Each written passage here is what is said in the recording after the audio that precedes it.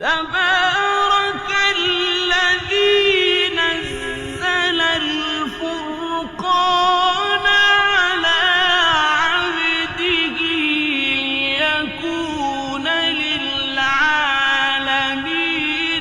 نذيرا۔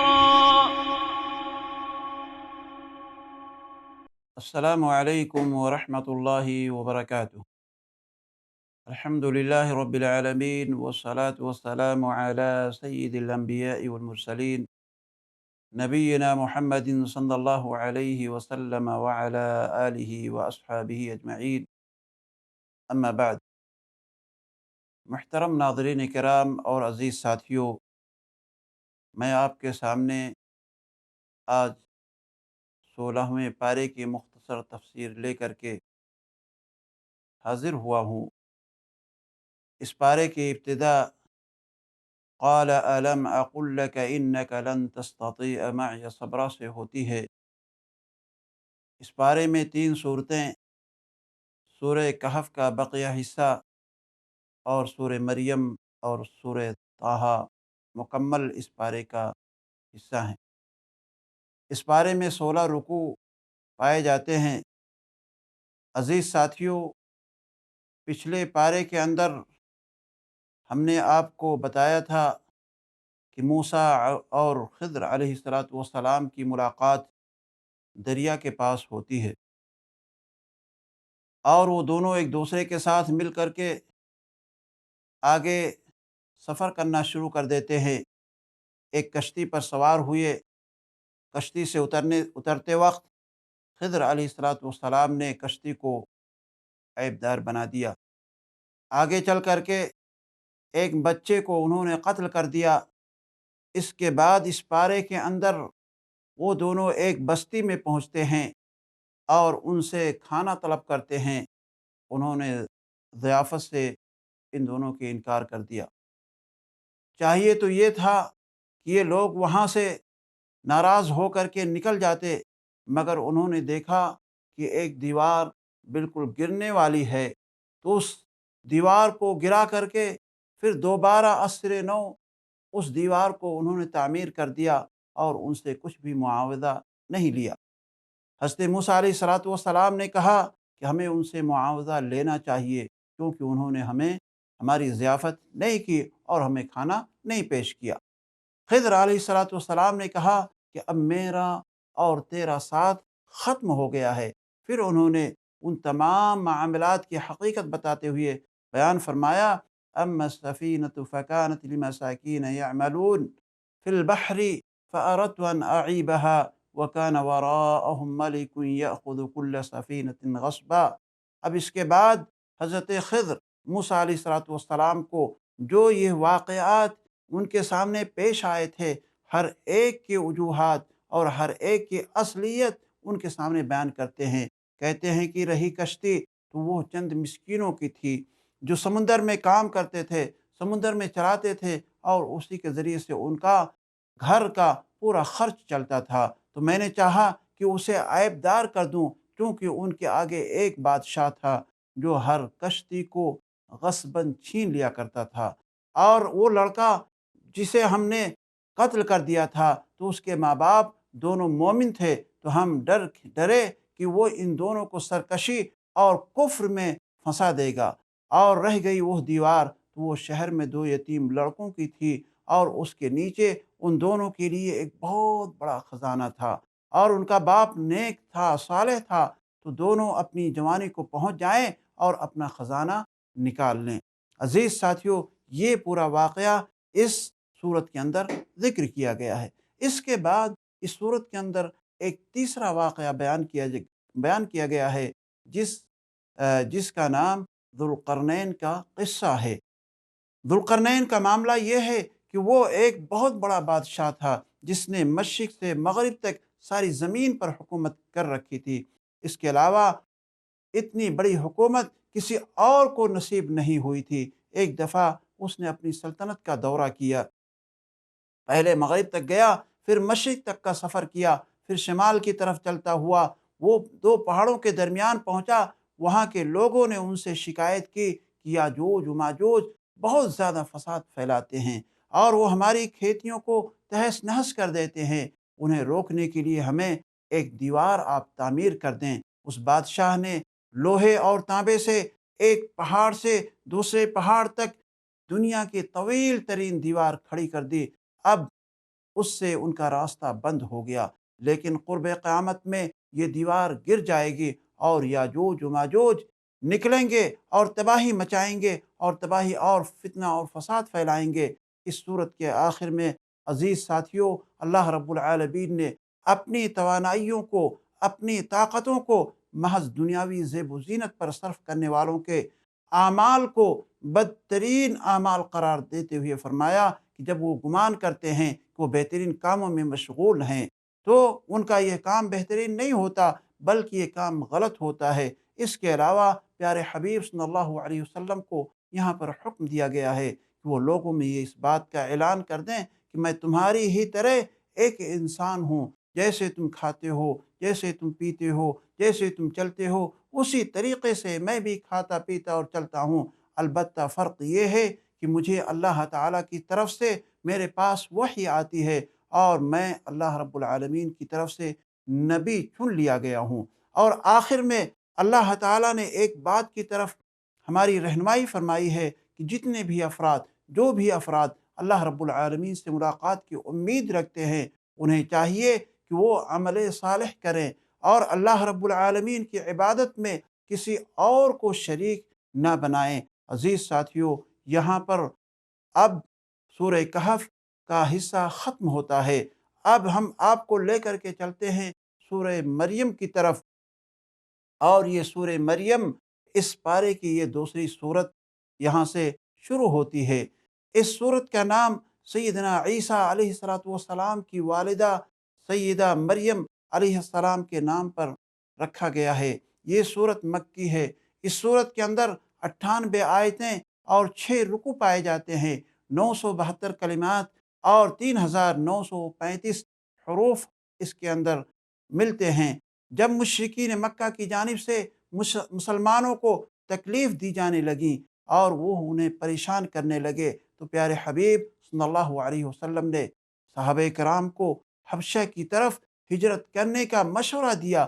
چنانچہ پہلی کھیپ وہاں گئی، دوسری کھیپ بھی گئی۔ مسلمانوں کی ایک بڑی تعداد جب ہجرت کر کے حبشہ پہنچ جاتی ہے تو وہاں مکے کے اندر کوہرام مچ جاتا ہے۔ قریش نے ایک جماعت تیار کی، وہ جماعت وہاں پہنچ کر کے پہلے وزیروں سے ملاقات کرتی ہے، مشیروں سے ملاقات کرتی ہے، اور دوسرے جو وہاں مذہبی رہنما وہاں موجود ہوتے ہیں یا علماء ہوتے ہیں، ان لوگوں سے ملاقات ہوتی ہے۔ انہیں ہدیہ اور تحائف یہ لوگ پیش کرتے ہیں تاکہ یہ لوگ کل جب ہم دربار میں حاضر ہوں اور ہم اپنا مدعا ان کے سامنے پیش کریں تو ایسی صورت میں وہ ہمارے موقف کی حمایت کر سکیں۔ اگلے روز دربار میں پیش ہو کر کے مہاجرین کی واپسی کا یہ لوگ مطالبہ کرتے ہیں، لیکن نجاشی بادشاہ بہت ہی زیادہ عادل اور منصف تھا۔ اس نے کہا جب تک میں مسلمانوں کو بلا کر کے ان کا موقف سن نہ لوں گا اور جان نہیں لوں گا، میں فیصلہ نہیں کر سکتا۔ مسلمانوں کو بلایا گیا، معاملے کے بارے میں چھان بین کی گئی تو انہوں نے صاف صاف پیارے حبیب صلی اللہ علیہ وسلم کی آمد کے تعلق سے، آپ کے پیغام کے تعلق سے اور اس کے مقابلے میں قریش کے ظلم و ستم کی پوری داستان بادشاہ کے سامنے پیش کر دی۔ تو ایسی صورت میں بادشاہ نے مسلمانوں کو حبشہ سے بھیجنے سے انکار کر دیا۔ قریشی وفد اب ناکام ہو گئے، انہوں نے پھر کوئی دوسرا حیلہ تلاش کرنا شروع کر دیا۔ اگلے دن پھر وہ دوبارہ دربار میں تشریف لاتے ہیں اور کہا کہ مسلمانوں کا عقیدہ سیدنا عیسیٰ علیہ السلام کے تعلق سے یا مریم علیہ السلام کے تعلق سے بالکل عیسائیوں کے برخلاف ہے۔ یہ آپ کے ملک کے اندر فتنہ اور فساد برپا کرنے والے ہیں۔ نجاشی بادشاہ نے پھر مسلمانوں کو بلایا اور سیدنا عیسیٰ علیہ السلام کے تعلق سے اور سیدہ مریم علیہ السلام کے تعلق سے دریافت فرمایا، پوچھا تو مسلمان بڑی پریشان ہوئے، کیونکہ عیسائی کا معاملہ یہ تھا کہ سیدنا عیسیٰ علیہ السلام کے بارے میں وہ ان کا عقیدہ یہ تھا کہ سیدنا عیسیٰ علیہ السلام اللہ کا بیٹا ہے، اور مریم کو خدا کا حصہ وہ سمجھتے ہیں، جبکہ اسلام کا موقف ایسا ہرگز نہیں تھا۔ اب ڈر تھا کہ اسلام کا اصل اگر موقف پیش کیا گیا یا پیش کیا جائے تو عیسائی علماء ہمارے خلاف ہو جائیں گے اور ہمیں حبشہ سے نکال دیا جائے گا۔ دوسری طرف یہ مسئلہ تھا کہ اگر وہی بات کریں جو عیسائی کرتے ہیں تو یہ اسلام میں جائز نہیں ہے۔ اب مسلمانوں نے بغیر کسی مداہنت کے، بغیر کسی تردد کے، اللہ رب العالمین کے اوپر توکل کرتے ہوئے، اللہ تعالیٰ پر اعتماد اور بھروسہ کر کے اسلام کی جو حقیقی روح تھی، اسلام کا جو حقیقی موقف تھا، وہ بادشاہ کے سامنے پیش کرنے کا فیصلہ کر لیا۔ مسلمانوں کے سربراہ سیدنا علی رضی اللہ تعالی عنہ کے بڑے بھائی سیدنا جعفر طیار رضی اللہ تعالی عنہ نے اسلام کا موقف پیش کرنے کے لیے دربار میں حاضر ہوتے ہیں، اور سب سے پہلے وہ سورہ مریم کی تلاوت وہ شروع کر دیتے ہیں۔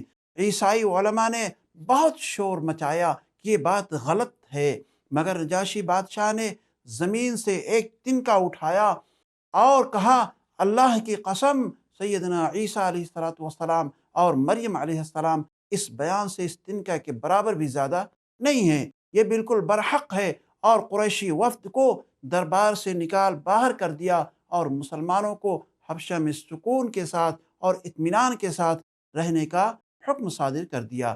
اس صورت کے ابتدا میں سیدنا زکریہ علیہ السلام اولاد کے لیے دعا کر رہے ہیں، جبکہ وہ کافی عمر دراز تھے، ان کی بیوی شروع سے ہی بانجھ تھیں، پھر بھی اللہ رب العالمین سے امید لگائے ہوئے اللہ تعالیٰ سے دعا کر رہے ہیں، کیونکہ انہوں نے دیکھا کہ مریم علیہ السلام کے پاس جو ذات بغیر کسی موسم کے پھل بھیج سکتا ہے، حاضر کر سکتا ہے، وہ بغیر کسی اسباب کے اولاد بھی دے سکتا ہے، وہ اللہ رب العالمین سے دعا کر رہے ہیں، اور ادھر اللہ رب العالمین کی جانب سے انہیں ایک بچے کی بشارت بھی دی جا رہی ہے جس کا نام یحییٰ ہوتا ہے۔ اللہ رب العالمین نے ارشاد فرمایا، یا زکریا انا نبشرک بغلام اسمہ یحییٰ لم نجعل له من قبل سمیا قال رب انا يكون لي غلام وكانت امرأتي عاقرا وقد بلغت من الكبر عتيا قال كذلك قال ربك هو علي هين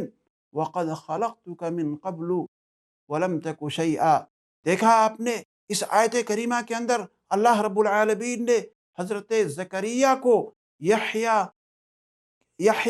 نامی بچے کی بشارت بغیر کسی چیز کے اللہ رب العالمین کی جانب سے انہیں بشارت دی جاتی ہے کہ آپ کے پاس ایک لڑکا پیدا ہوگا جس کا نام یحییٰ ہوگا۔ اس کے بعد اس صورت کے اندر مریم علیہ السلام کے پاس جبریل امین آتے ہیں اور ان کو ایک صالح بیٹے کی خوشخبری دیتے ہیں۔ آپ کہتی ہیں کہ کیا میرے ہاں بیٹا پیدا ہوگا، جبکہ میں نے تو کسی مرد سے نزدیکی نہیں کی ہے، یعنی شادی نہیں ہوئی ہے۔ جبریل امین کا فرمان ہے، وہ کہتے ہیں کہ جب اللہ رب العالمین کسی کام کا ارادہ کر لیتا ہے تو وہ کسی کے سامنے جواب دہ نہیں ہوتا، وہ لفظ کن کہتا ہے تو چیزیں رونما ہو جایا کرتی ہیں۔ جب عیسیٰ علیہ السلام پیدا ہوئے تو سیدہ مریم علیہ السلام لوگوں کے طعن و تشنیع کے خوف سے پریشان نظر آتی ہیں۔ اللہ ان کے دل کو مضبوط فرماتے ہیں اور ان کو حکم دیتے ہیں کہ جب آپ کی ملاقات کسی انسان سے ہو، کسی شخص سے ہو، تو آپ کو کہنا ہے کہ میں نے رحمان کے لیے روزہ رکھا ہوا ہے، اس لیے میں کسی کے ساتھ کلام نہیں کروں گی۔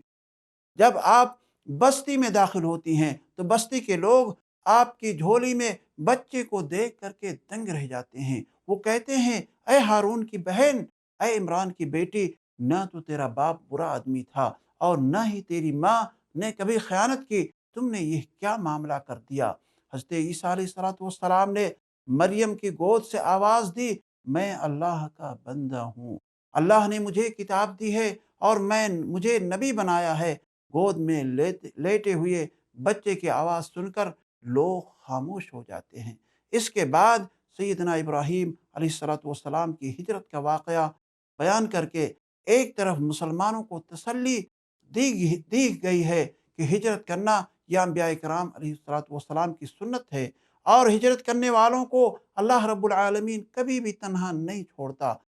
سیدنا ابراہیم علیہ السلام سب سے پہلے اپنے والد محترم کو توحید کی دعوت دیتے ہیں، مگر باپ نے نہ صرف توحید کی دعوت کو قبول کیا بلکہ اسے انکار کر دیا، اور انکار کرنے کے ساتھ ابراہیم علیہ السلام کو قتل کرنے کی دھمکی بھی دے ڈالی ہے، اور کہا کہ اگر تو باز نہیں آتا، اگر تو اپنے دعوت سے باز نہیں آتا تو میں تجھے ضرور سنگسار کر دوں گا، اس لیے مجھے اپنی حالت پہ چھوڑ دے۔ پھر بھی ابراہیم علیہ السلام نے کہا کہ میں اپنے رب سے تیرے بخشش کی دعا کرتا رہوں گا، یقیناً وہ ہمیشہ سے ہمارے اوپر مہربان ہے۔ جب دیکھا کہ باپ میری باتوں کا ماننے والا نہیں تو وہ عراق سے فلسطین کے لیے ہجرت کر کے چلے گئے۔ اس کے بعد اللہ تعالیٰ نے مشرکین مکہ کے سرداروں کے متکبرانہ رویوں کا تذکرہ فرمایا ہے، اور انہیں بتایا ہے کہ اس رویے کا انجام جہنم کے سوا کچھ اور بھی نہیں ہے۔ اس صورت کے آخر میں مشرکین جو اللہ رب العالمین کے لیے اولاد ہونے کا دعویٰ کرتے تھے، ان کے اس عقیدے کی نفی کی گئی ہے کہ اللہ رب العالمین ان تمام چیزوں سے بالکل مبرہ اور پاک و صاف ہے۔ عزیز ساتھیوں، اس کے بعد ایک تیسری صورت جسے ہم سورہ طٰہٰ کے نام سے یاد کرتے ہیں، سورہ طٰہٰ یہ مکے کے اندر نازل ہوئی ہے۔ اس صورت کے اندر 135 آیتیں پائی جاتی ہیں اور 8 رکوع ہوتے ہیں۔ اس صورت کے اندر 1341 کلمات ہیں اور 5242 حروف پائے جاتے ہیں۔ کہا جاتا ہے کہ یہی صورت سیدنا عمر بن خطاب رضی اللہ تعالی عنہ کے اسلام لانے کا سبب بنتی ہے۔ اس صورت کی ابتدائی آیات میں قرآن مجید کے نزول کا مقصد واضح کیا گیا ہے کہ یہ کتاب یعنی قرآن مجید ہم نے اس لیے نازل نہیں کیا ہے کہ آپ اس کی وجہ سے پریشانی اور تکلیف اٹھائیں، بلکہ یہ کتاب تو ان لوگوں کے لیے باعث نصیحت ہے اور واعظ ہے جس کے دلوں میں اللہ رب العالمین کا خوف ہوگا۔ اس کے بعد سیدنا موسیٰ علیہ السلام کو نبوت ملنے کا واقعہ آیا ہے۔ وہ مدین سے اپنی بیوی بچوں کو لے کر کے واپس مصر آ رہے تھے۔ سردی کا موسم اور اندھیری رات تھی۔ موسیٰ علیہ السلام کو راستے سے ہٹ کر کے ایک وادی میں روشنی دکھائی دی۔ گھر والوں سے کہنے لگے کہ میں وہاں جانا چاہتا ہوں تاکہ جا کر کے وہاں سے آگ لے آؤں اور اس کے ذریعے سے تاکہ ہمیں کچھ شدت یعنی کچھ گرمی ہم محسوس کر سکیں۔ جب وہاں پہنچتے ہیں تو وہاں نہ تو کوئی آگ ہوتی ہے، نہ آگ کا کوئی نام و نشان ہوتا ہے، نہ کوئی روشنی ہوتی ہے، بلکہ روشنی کی جگہ اور سمت بھی وہاں پر معلوم نہیں ہوتی ہے۔ موسیٰ علیہ السلام اس منظر سے پریشان ہو رہے ہیں۔ وہاں انہیں کوئی دکھائی نہیں دیتا ہے، کوئی چیز نظر نہیں آتی ہے کہ ایک غیبی آواز ان کے کان میں پہنچتی ہے۔ آواز کیا ہے؟ انی انا ربک فاخلع نعلیک انک بالوادی المقدس طوی وانا اخترتک فاستمع لما یوحی اننی انا اللہ لا الہ الا انا فاعبدنی واقم الصلاۃ لذکری، یقیناً میں ہی تیرا رب ہوں، سو اپنی دونوں جوتیاں اتار دے، بے شک تو پاک وادی طویٰ میں ہے اور میں نے تجھے چن لیا ہے یعنی تجھے اختیار کر لیا ہے، بس غور سے سن جو کچھ تیرے پاس وحی کی جاتی ہے، بے شک میں ہی اللہ ہوں، اننی انا اللہ، میں ہی اللہ ہوں، میرے سوا کوئی معبود نہیں ہے، سو میری عبادت کر اور میری یاد کے لیے نماز قائم کر۔ ہر نبی کو اللہ رب العالمین نے معجزات سے نوازا ہے تاکہ ان کی قوم کو یقین ہو جائے کہ یہ اللہ رب العالمین کی جانب سے بھیجے ہوئے نبی اور پیغمبر ہیں۔ تو سیدنا موسیٰ علیہ السلام کو بھی معجزات عطا کیے گئے تھے۔ وما تلک بیمینک یا موسیٰ قال ہی عصائی اتوکأ علیہا واہش بها علی غنمی ولی فیہا مآرب اخری، اور یہ تیرے دائیں ہاتھ میں کیا ہے موسیٰ؟ کہا یہ میری لاٹھی ہے، میں اس پر ٹیک لگاتا ہوں اور اس کے علاوہ اس کے اور بھی دوسرے کام ہیں، یعنی بکریوں کے لیے پتے وغیرہ جھاڑتا ہوں۔ اس واقعے سے موسیٰ علیہ السلام کے ذریعے پوری دنیا کے لوگوں کو اس بات کی تعلیم دی جا رہی ہے، انہیں یہ بتایا جا رہا ہے کسی بھی چیز کے اندر نفع یا نقصان اس کا ذاتی خاصہ نہیں ہوتا، بلکہ اللہ رب العالمین قادر مطلق ہے، جو نفع دینے والی اور نقصان پہنچانے والی تمام چیزوں کو اللہ رب العالمین جانتا ہے، اور جس اعتبار سے وہ چاہتا ہے اس چیز کو وہ چینج کر سکتا ہے۔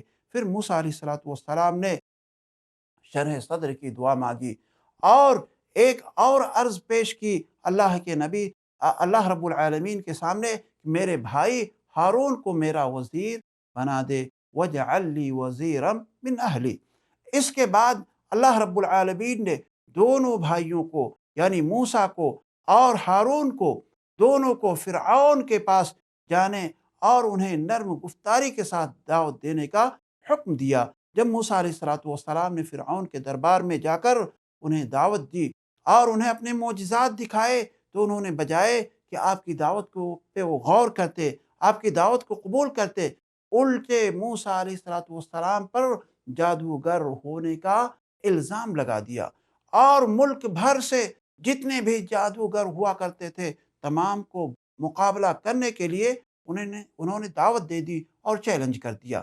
جب تمام کے تمام جادوگر موسیٰ علیہ السلام کے معجزات کو دیکھے تو انہیں یقین ہو گیا کہ یہ جادو نہیں ہے، یہ کوئی جادو نہیں ہے، تو وہ فرعون کی پرواہ کیے بغیر حق کو تسلیم کر لیے اور اللہ رب العالمین کے سامنے سجدہ ریز ہو گئے۔ تو فرعون کے سارے منصوبے، سارے ارادے اور سارے پلان پر پانی پھر گیا۔ اس نے غصے سے لال پیلا ہو کر کے یہ کہا کہ تم بغیر میری مرضی کے، بغیر میری اجازت کے تم سارے کے سارے لوگ موسیٰ کے اوپر ایمان لے آئے ہو، موسیٰ کے رب کے اوپر ایمان لے آئے ہو، میں تمہارے ہاتھ پاؤں مخالف سمت میں کاٹ ڈالوں گا۔ ان لوگوں نے کہا جو کچھ بھی کرنا چاہتے ہو کر لو، ہمیں اس سے کوئی روک نہیں سکے گا۔ آگے چل کر کے یہ بیان آیا ہوا ہے کہ جب فرعون نے موسیٰ علیہ السلام کی دعوت کو قبول نہ کیا، تب اللہ رب العالمین نے موسیٰ علیہ السلام کو حکم دیا کہ وہ بنی اسرائیل کو لے کر کے ہجرت کر جائیں۔ اس کے بعد جب بنی اسرائیل مصر سے نکل کر کے فلسطین میں داخل ہوئے اور موسیٰ علیہ السلام کو طور پر کتاب لینے کے لیے گئے، تو ادھر ایک فرد سامری نے قوم کے زیورات سب اکٹھے کیے اور انہیں ڈھال کر کے ایک بچڑا بنا لیا، اور اس میں ایسا سسٹم فٹ کر دیا، رکھ دیا کہ اس کے اندر سے آواز آتی تھی۔ اس نے قوم سے کہا کہ یہ تمہارا خدا ہے، یہ تمہارا معبود ہے، یہ تمہارا اللہ ہے۔ ساری قوم اس کے سامنے جھک گئی۔ اب موسیٰ علیہ السلام کو اللہ رب العالمین نے اطلاع کر دی، جس کی وجہ سے وہ اپنی قوم سے کافی ناراض ہو گئے۔ اس صورت کے آخر میں اللہ رب العالمین نے قرآن کریم سے اعراض کرنے والوں کو تنبیہ کی ہے، جو لوگ قرآن مجید کی تعلیمات پر توجہ نہیں دیتے، قرآن مجید کو سمجھ کر کے نہیں پڑھتے، قرآن مجید کے جتنے بھی احکامات ہیں ان تمام احکامات سے اعراض کرتے ہیں، ان کی زندگی کے بارے میں بتایا کہ ان کی زندگی تنگ ہو جائے گی۔ قیامت کے دن ایسے لوگوں کو اللہ رب العالمین اندھا کر کے اٹھائے گا۔ وہ لوگ کہیں گے اے میرے رب، تو نے مجھے اندھا کیوں کر کے اٹھایا ہے، جبکہ میں دنیا کے اندر بینائی ہماری موجود تھی، میں دیکھنے والوں میں سے تھا۔ اللہ رب العالمین کا جواب ہوگا اسی طرح تیرے پاس ہماری آیات آئیں تو انہیں بھول گیا، اور اسی طرح آج میں نے تمہیں بھلا دیا ہے۔ اس کے بعد اللہ رب العالمین نے رسول اکرم جناب محمد رسول اللہ صلی اللہ علیہ وسلم کو نصیحت کرتے ہوئے فرمایا فاصبر علی ما یقولون وسبح بحمد ربک قبل طلوع الشمس وقبل غروبها ومن آناء اللیل فسبح واطراف النہار لعلک ترضی۔